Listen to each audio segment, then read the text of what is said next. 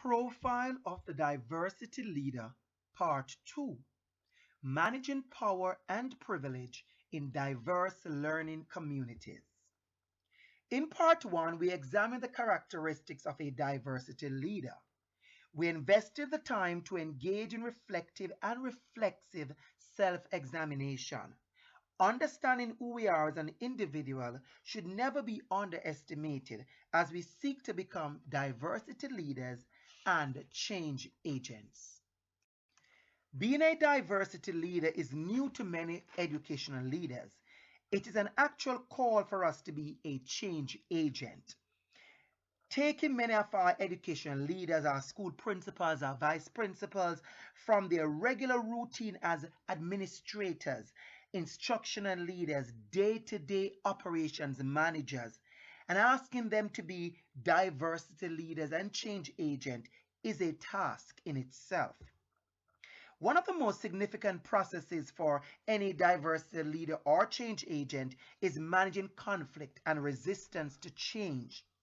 Some of these resistance and conflicts in our school will be evidenced as dominant groups resisting diversity, one traditionally underrepresented group questioning the diversity agenda or trying to narrow the scope of the diversity initiative, and conflict between two or more traditionally underrepresented groups. What are the conflicts that you experience as a diversity leader in your school or your organization? Who is resisting the change? How is the resistance evidenced? And as we continue this conversation, I want you to think, what model of change aid management, what model of change management are you using to impact change?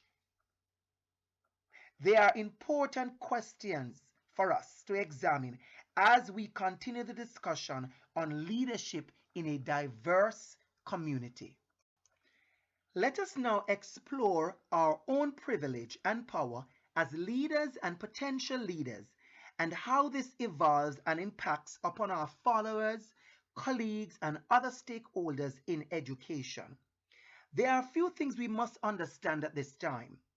We should be clear on our role as a diversity leader. We understand the call for us to be change agent in our learning community. We understand that the process is not an easy one. We have in our leadership toolboxes change models that can be used, and we are clear that there can be possible resistance. As we continue, we look at how notions of privilege and power are nurtured by our social context and identities. Who are we as indicators of privilege and power? What about our identity? What about our collective identity? What are we masking? What are we unmasking? This is another opportunity as a diversity leader for you to examine yourself as you seek to impact others. In order for us to look at who we are as indicators of power and privilege, we must understand what both power and privilege mean at a basic level. Power is typically defined as power over. It is seen as the ability to coerce another's behavior. Power also includes access to social, political, and economic resources. And I want you to think about that word, access. In systems of oppression, power accrues to those who most likely approximate the mythical norm, example, male heterosexuals. Privilege, on the other hand, is defined as a special right, advantage, or immunity granted or available only to a particular person or group of people. Power, privilege, and identity.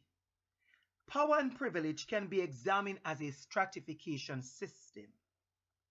How are the persons in your learning community placed in this pyramid? What factors decide where someone is placed on the pyramid of power and influence? Which groups are placed at the bottom and why? These are some of the things I want as diversity leaders and change agents and future advocates for you to really start giving some serious thought to. You must know your learning community. Which groups are placed at the top? What discriminatory factors push individuals and groups to the bottom? What privileges pull individuals and groups to the top? Are there opportunities for individuals and groups to experience social, political, education, and financial movements? Think about these things.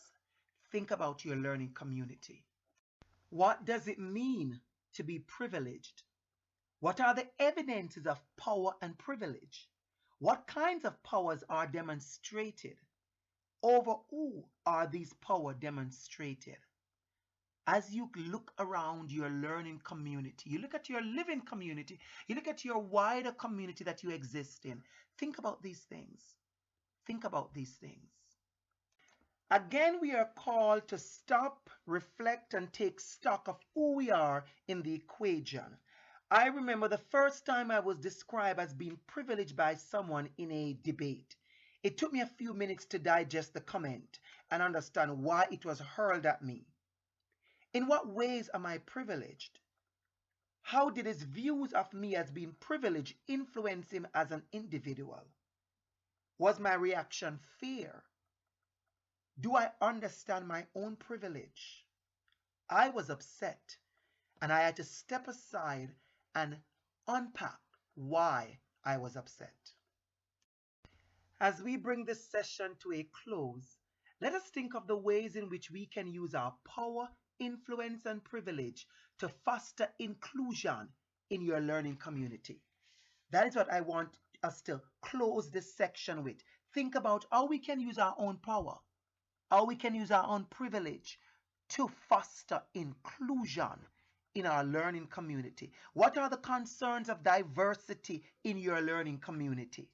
Who is vulnerable in your learning community? Who will advocate for persons who are vulnerable in your learning community? Who is the diversity leader in your community? Who is the advocate? In part 3 of the series, we will examine advocacy. We will take some time to examine the 3 layers of advocacy.